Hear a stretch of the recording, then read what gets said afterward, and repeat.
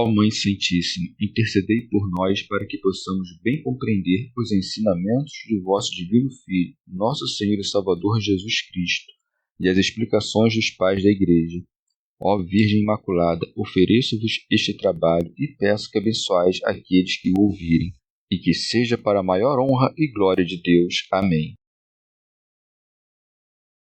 Senhor onipotente, purificai o meu coração e os meus lábios.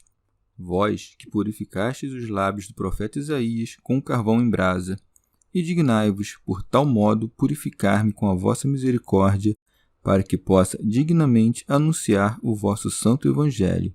Por Jesus Cristo nosso Senhor. Amém. Senhor, abençoai-me. Que o Senhor resida no meu coração e nos meus lábios, para que anuncie digna e convenientemente o seu Evangelho. Amém. Evangelho de Nosso Senhor Jesus Cristo, segundo São Mateus. O último julgamento.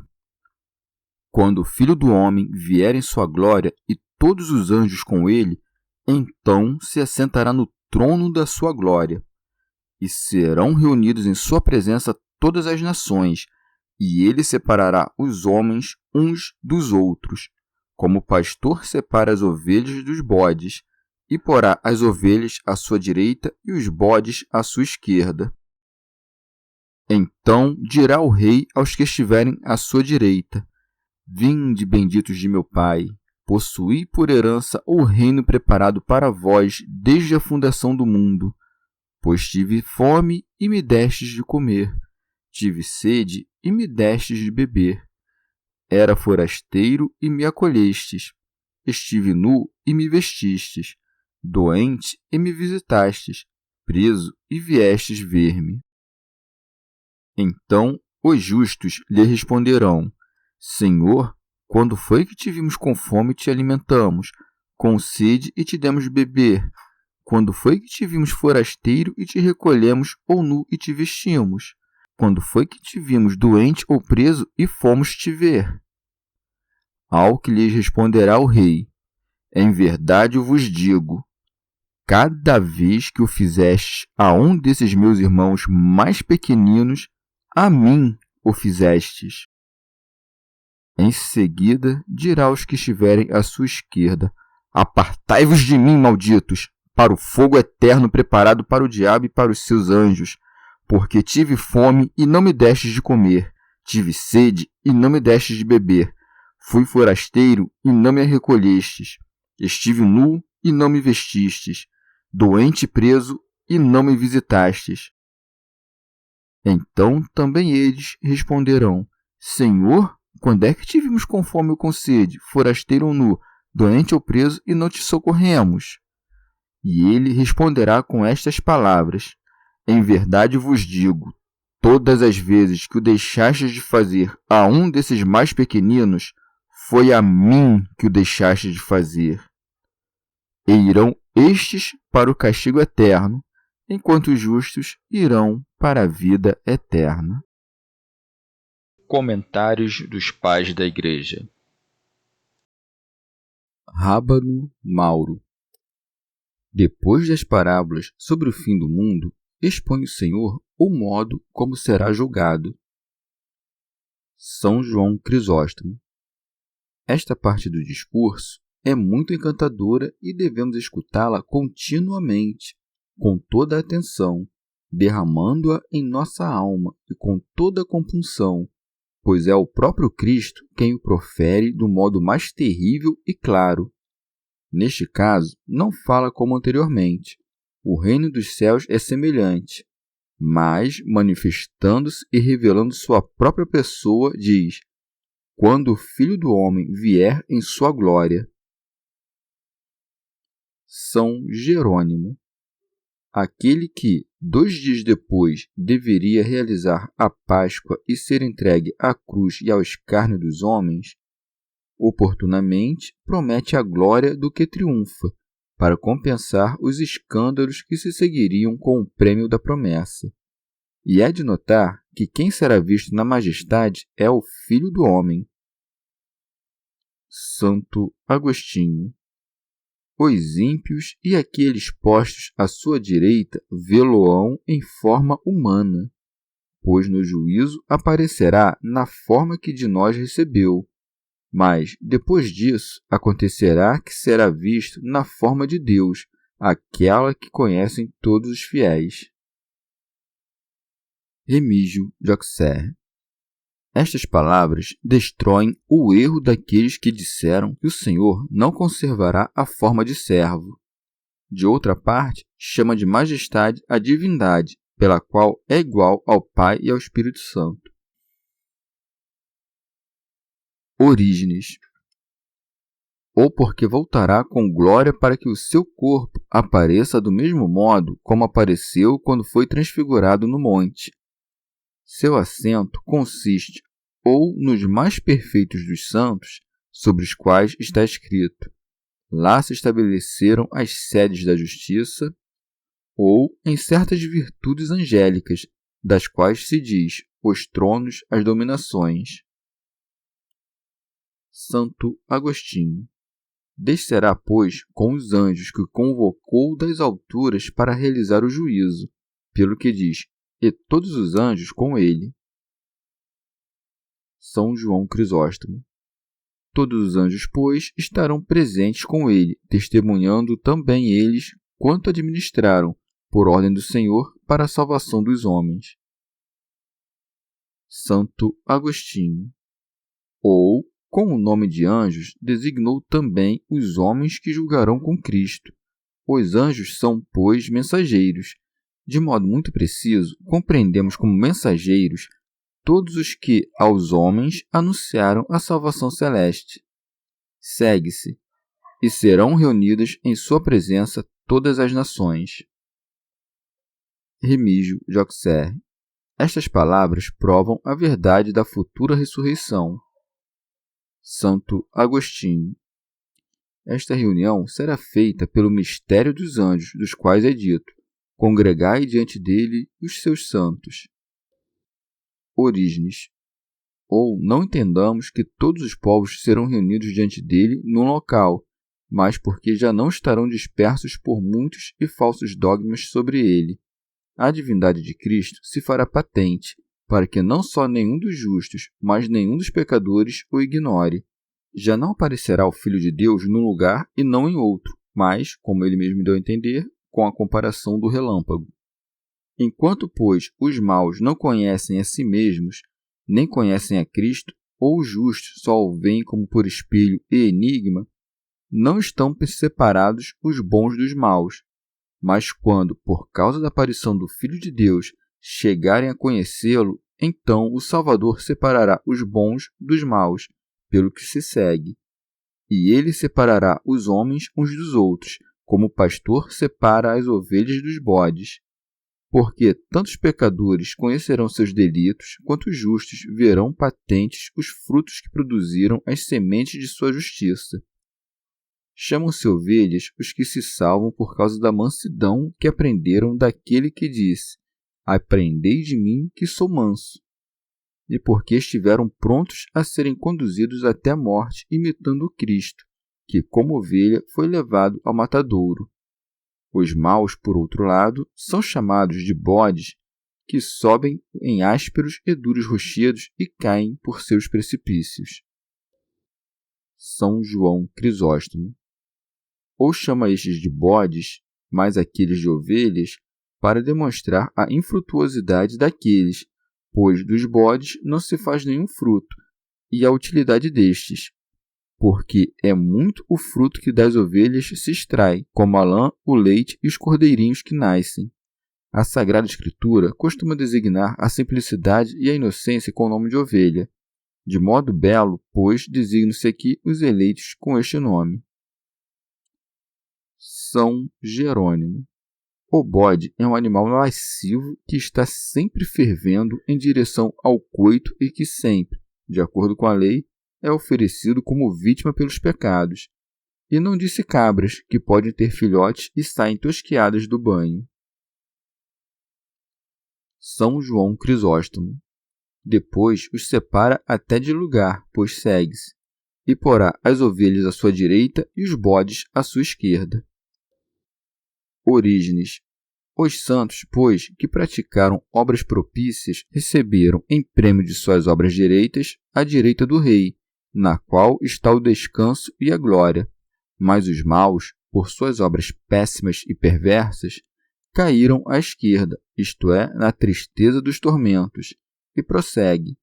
Então dirá o rei aos que estiverem à sua direita: Vinde, para que possam alcançar, estando perfeitamente unidos a Cristo, o que quer que lhes tenha faltado. E acrescenta: Benditos de meu Pai, para que se manifeste a iminência de sua bênção, pois com preferência são benditos do Senhor que fez o céu e a terra. Rábano Mauro. Ou são chamados benditos aqueles a quem, por seus bons méritos, é devida a bênção eterna. E diz que o reino é de seu pai, porque atribui o poder do reino àquele por quem ele mesmo, o rei, foi gerado. Por isso, com a autoridade régia, pela qual somente ele será exaltado naquele dia, proferirá a sentença do juízo. Daí que, de modo significativo, diz: Então dirá o rei. São João Crisóstomo. Observa que não diz recebei, mas possuí, ou melhor dizendo, herdai como bens familiares ou bem paternos, como bens vossos que vos são devidos desde muito tempo. Por isso se diz, o reino preparado para vós desde a fundação do mundo. São Jerônimo. Todas essas coisas se tem de tomar no sentido da presciência de Deus, para quem as coisas futuras já foram feitas. Santo Agostinho. Excetuando-se aquele reino do qual, no fim, dirá, possuí o reino que vos está preparado, conquanto de modo muito diferente, também a igreja presente é chamada de seu reino, no qual ainda se combate contra o inimigo, até que se chegue àquele reino totalmente pacificado, onde reinará sem inimigo. Mas dirá alguém, não quero reinar, basta que eu seja salvo. Nisso se engana primeiro porque não existe salvação alguma para aqueles cuja iniquidade persevera.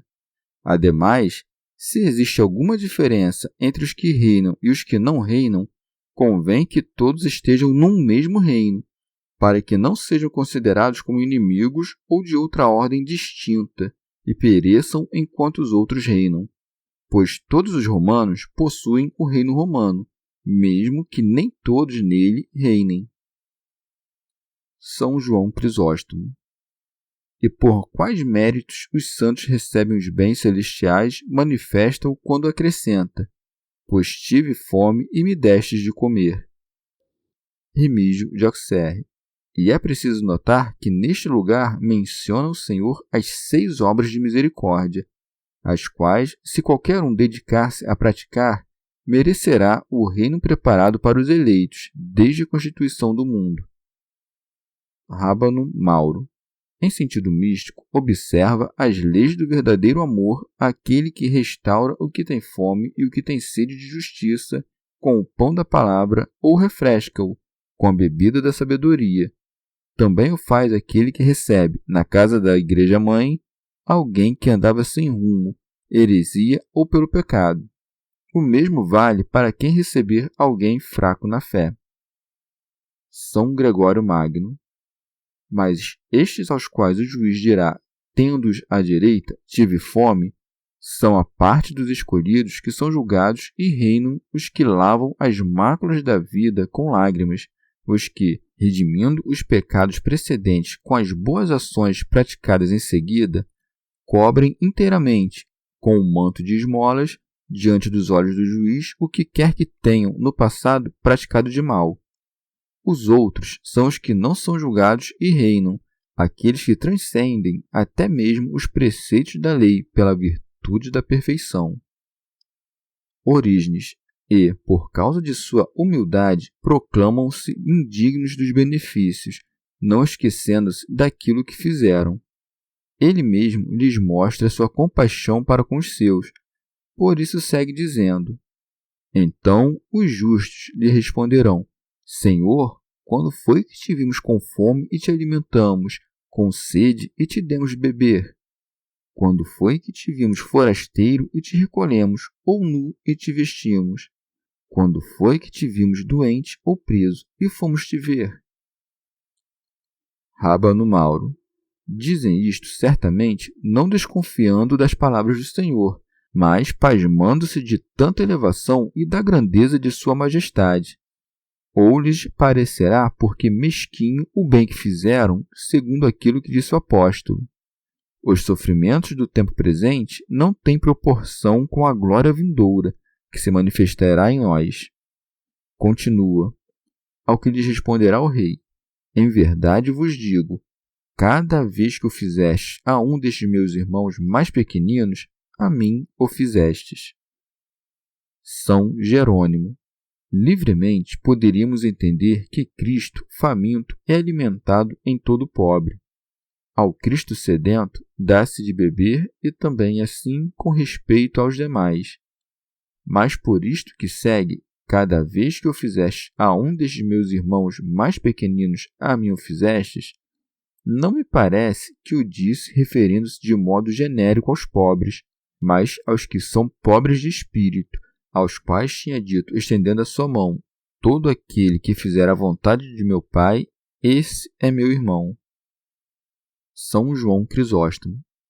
Mas se são seus irmãos, por que os chama de pequeninos? Porque são humildes, pobres e diminuídos. E não entende por estes tão só os monges que se retiram para os montes, mas quer que cada fiel, mesmo secular, se tiver fome ou outra coisa semelhante, receba os cuidados da misericórdia, porque o batismo e a comunicação dos ministérios os fazem irmãos. Continua. Em seguida, dirá aos que tiverem à sua esquerda: apartai-vos de mim, malditos, para o fogo eterno preparado para o diabo e para os seus anjos. Orígenes. Assim como tinha dito aos justos: vinde, da mesma forma diz aos injustos: apartai-vos. Os que guardam os mandamentos de Deus estão próximos do Verbo e são chamados para que se aproximem ainda mais. Mas estão muito afastados, mesmo que pareçam estar junto dele, os que não cumprem seus mandamentos. Por causa disso ouvem: apartai-vos, para que os que até há pouco pareciam estar em sua presença, depois não mais o pareçam. Deve-se considerar que aos santos disse: benditos de meu Pai, mas não diz agora: malditos de meu Pai, pois o dispensador da bênção é o Pai, mas o autor da maldição é para si mesmo cada um dos que fizeram coisas dignas de maldição.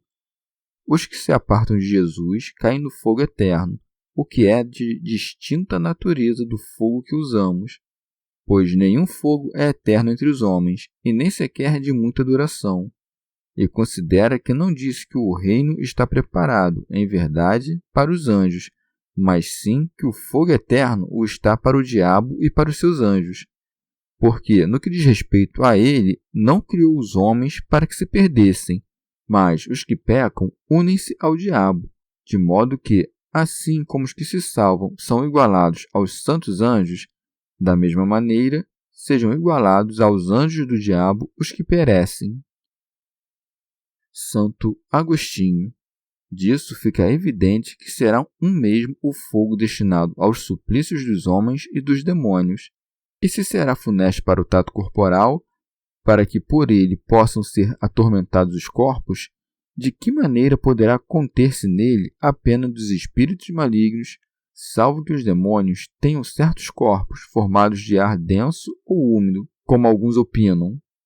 Mas, se alguém afirma que os demônios não têm corpos, não se deve criar uma disputa acerca deste assunto contencioso. Por que não diremos, com termos que, ainda que maravilhosos, sejam verdadeiros, que os espíritos incorpóreos podem ser afligidos com a pena do fogo corporal se as almas dos homens, mesmo sendo inteiramente incorpóreas, podem ser encerradas agora nos membros corporais e também então poderão ser postas a ferros indissoluvelmente com as cadeias de seus corpos. Os demônios, por conseguinte, ficarão ligados, ainda que sejam incorpóreos, para serem torturados pelo fogo corpóreo, recebendo a pena do fogo e não dando vida a este. Aquele fogo, por seu turno, será corpóreo e atormentará os corpos e os espíritos. Já no caso dos demônios, os espíritos sem corpos. Orígenes.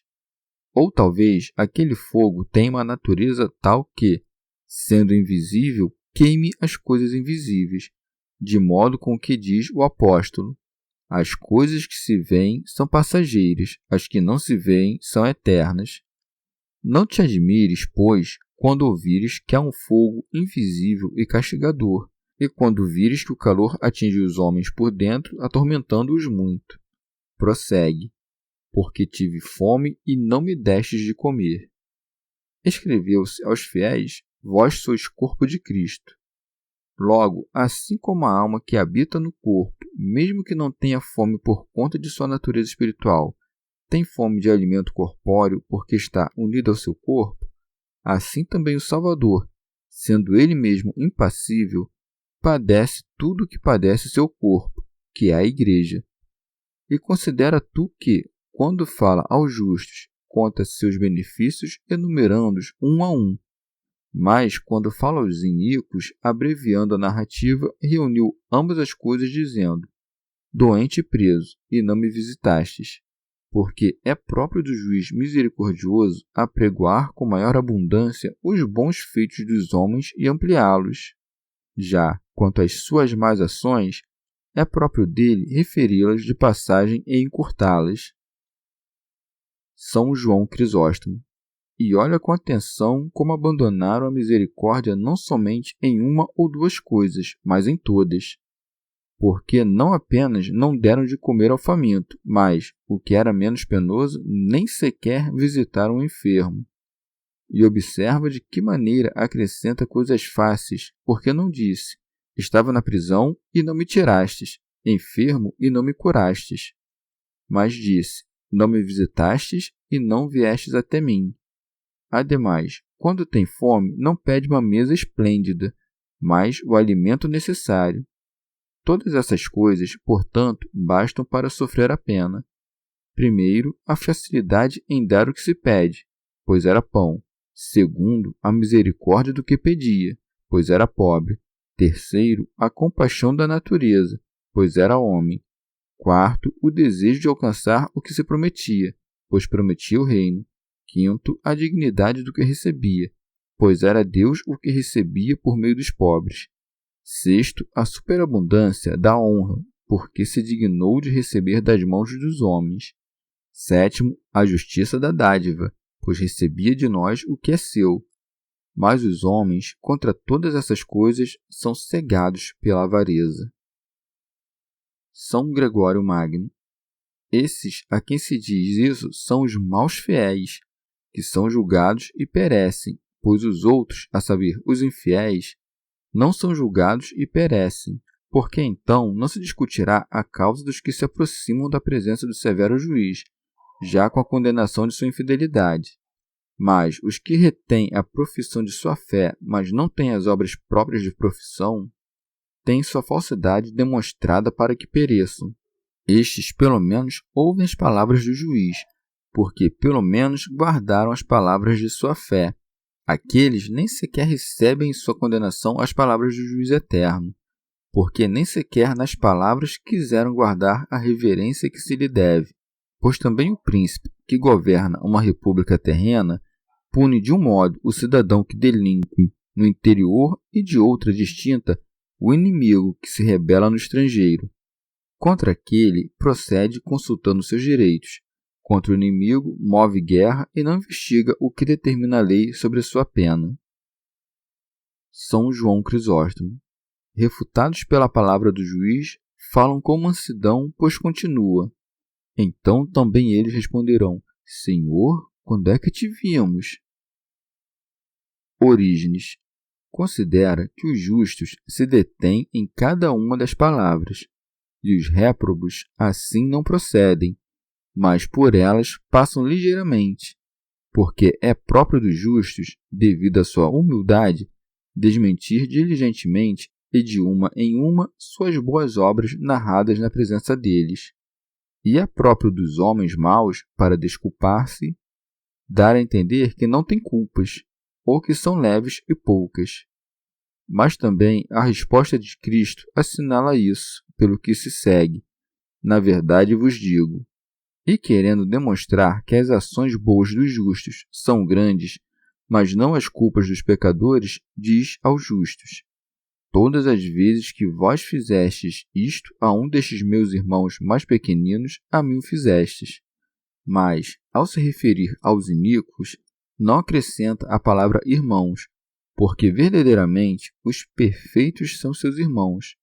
São, com efeito, mais agradáveis diante de Deus as boas obras feitas em favor dos mais santos que aquelas em favor dos menos santos.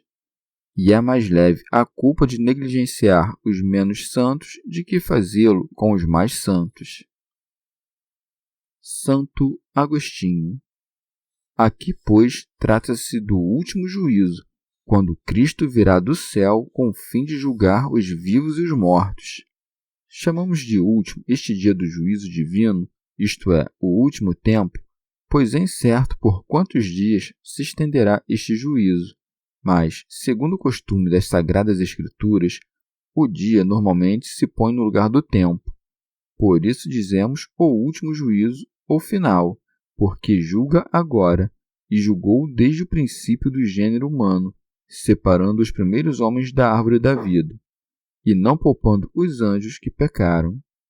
E naquele juízo final serão julgados a um só tempo, os homens e os anjos, porque pelo poder divino se fará que cada um se lhe traga à memória todas as suas obras, boas ou más, e que sejam discernidas com admirável celeridade pela vista da mente, a fim de que o conhecimento acuse ou excuse a consciência. Alguns seduzem a si mesmos, dizendo que o referido fogo eterno não é a pena eterna.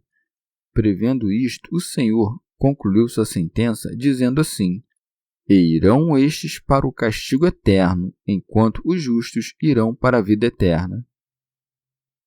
Orígenes adverte que, tendo dito primeiramente, vinde benditos, depois afirma, apartai-vos malditos, porque é próprio do bom Deus recordar as ações boas dos bons antes das más dos maus. Neste lugar, nomeia primeiro a pena dos maus e, em sequência, a vida dos justos, para que evitemos primeiro os males, que são causas do temor, e, em sequência, ambicionemos os bens, que são causa de honra. São Gregório Magno. Se com tão extraordinária pena é castigado aquele de quem se prova que não deu o que é seu, com que pena terá de ser constrangido aquele que é culpado por ter retirado o alheio? Santo Agostinho. A vida eterna é, pois, nosso sumo bem e o fim da cidade de Deus. Deste fim, diz o apóstolo, e por fim a vida eterna.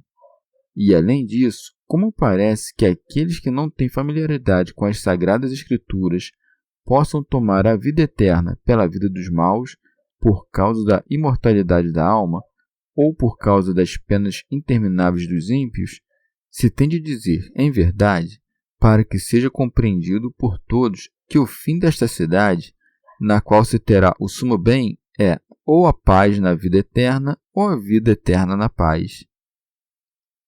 Pois o que disse o Senhor a seu servo Moisés, eu sou o que sou, contemplaremos quando vivermos na eternidade.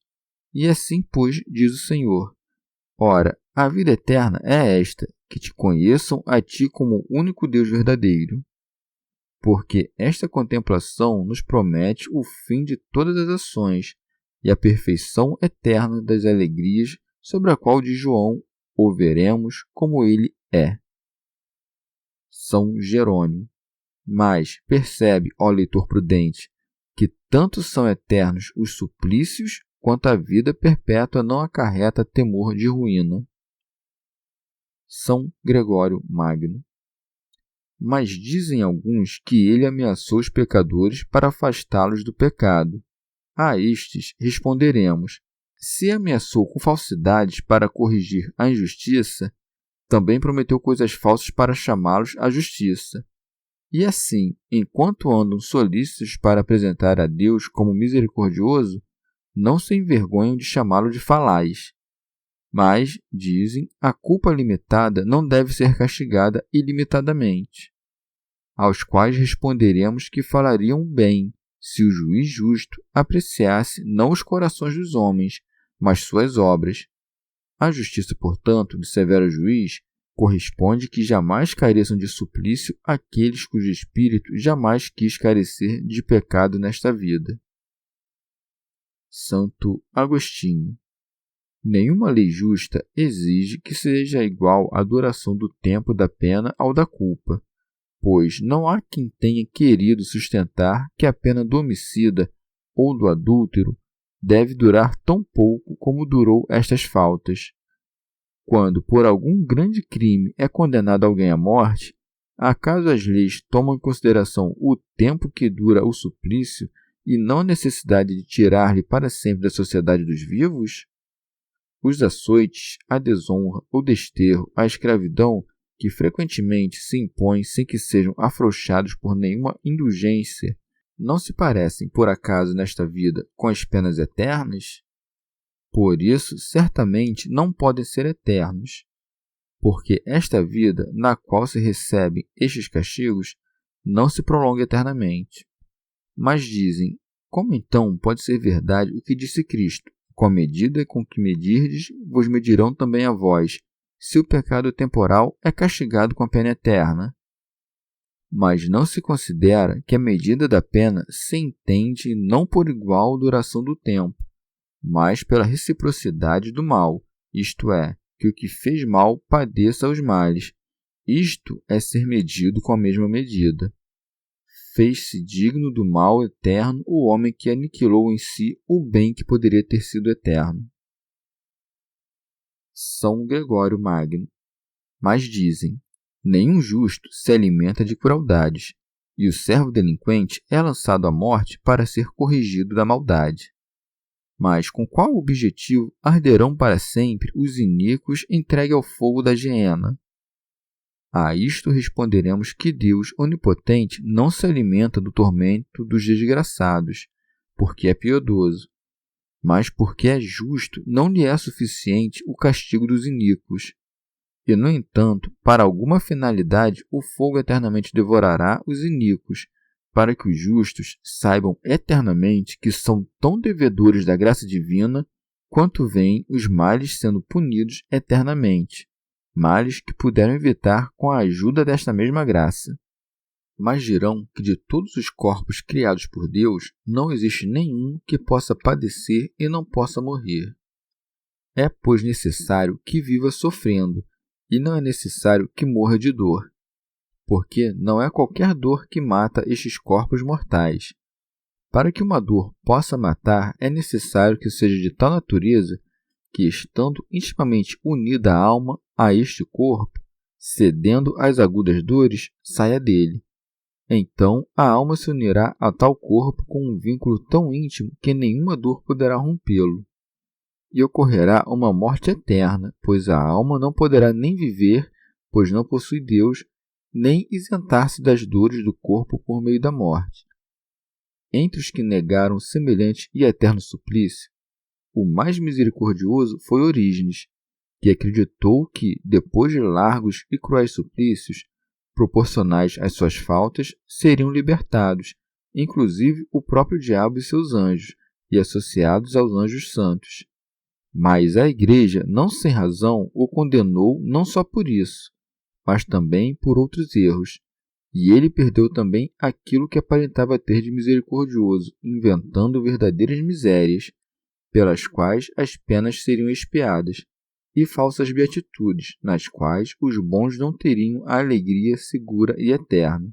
Erra de maneira bem diferente, pelo sentimento, a misericórdia de outros que, por aquele juízo humano, pensam que as misérias dos condenados são temporais e que, cedo ou tarde, serão libertados e terão a felicidade eterna. Por que então flui tanta misericórdia para toda a natureza humana e, quando se trata da angélica, logo se resseca? São Gregório. Mas dizem, como podem ser santos os que não rogarão por seus inimigos ao saber que estão ardendo? rogam em verdade por seus inimigos durante o tempo em que podem converter seus corações à frutuosa penitência. Mas como rezarão por aqueles que já de nenhuma forma podem converter-se da iniquidade? Santo Agostinho. Também há alguns que não prometem a todos os homens a libertação do suplício eterno, mas tão somente aqueles que estão lavados com o batismo de Cristo e que participam de seu corpo, de qualquer modo que tenham vivido. Por aquilo que diz o Senhor por João: se alguém comer deste pão, não morrerá eternamente. Do mesmo modo, há alguns que não fazem a mesma promessa a todos os que participam do mistério de Cristo, mas somente aos católicos, mesmo que vivam mal, e que não somente tenham participado do mistério, mas que de fato comeram o corpo de Cristo, constituindo-se em seu corpo, que é a Igreja, mesmo que depois tenham incorrido em alguma heresia ou idolatria dos gentios.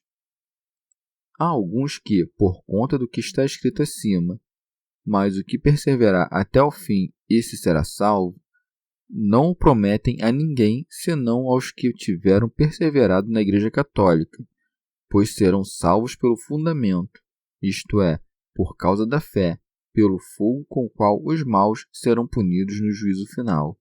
Mas o apóstolo contradiz todos estes, dizendo: as obras da carne são manifestas. São a fornicação, a impureza e outras coisas semelhantes, sobre as quais vos previno que os praticam não possuirão o reino de Deus. Se, pois, alguém dá mais valor em seu coração às coisas temporais que a Cristo, ainda que pareça ter a fé de Cristo, no entanto, não é Cristo o fundamento nele anteposto a tais coisas. E, com maior razão, se comete atos ilícitos, fica comprovado que não só não prefere a Deus, mas que o põe em segundo lugar. Há também alguns que pensam que arderão na eternidade daquele suplício somente aqueles que não cuidam de dar dignas esmolas por seus pecados. E por isso sustentam que o juiz, em sua sentença, não quis fazer menção de outra coisa senão das esmolas dadas ou omitidas. Mas o que dignamente dá esmolas por seus pecados, começa primeiro a dá-la por si mesmo, pois é indigno que não faça por si o que faz ao próximo, tendo ouvido a voz de Deus que diz: amarás teu próximo como a ti mesmo. E assim no Eclesiástico: tem piedade da tua alma, procurando agradar a Deus. Não dando essa esmola por sua alma, isto é, a de agradar a Deus, como pode dizer-se que dá esmolas suficientes por seus pecados? Por esta razão, deve-se dar esmolas para que sejamos ouvidos quando pedirmos perdão pelos pecados passados, e não para que creiamos que, com elas, obtivemos a licença de perseverar fazendo mal.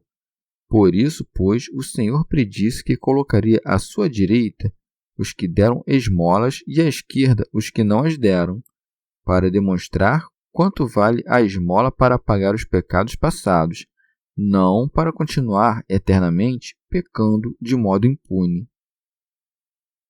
Orígenes. Ou, não apenas esta espécie de justiça é remunerada, como pensam muitos.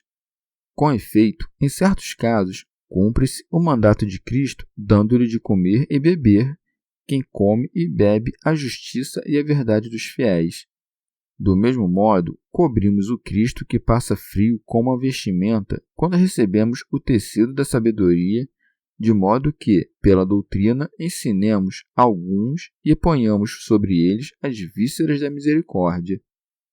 Quando também preparamos, com diversas virtudes, o nosso coração para que seja seu receptáculo, ou daqueles que pertencem a ele, recebemo-lo peregrino na casa de nosso peito. Igualmente, quando tivermos visitado um irmão fraco, seja na fé, seja nas boas obras, ou pela doutrina, ou pela repreensão, ou pela consolação, visitaremos o próprio Cristo. Por fim, tudo que está aqui é o cárcere de Cristo e daqueles que pertencem a ele, os quais passam a vida neste mundo como se fosse no cárcere da necessidade natural. Quando, pois, fizermos boas obras em favor deles, estaremos visitando-os no cárcere e neles o Cristo. Chegamos ao fim de mais um dia de comentários da Catena Áurea. Muito obrigado por ficarem até aqui, que Nossa Senhora derrame suas graças sobre nós e até amanhã.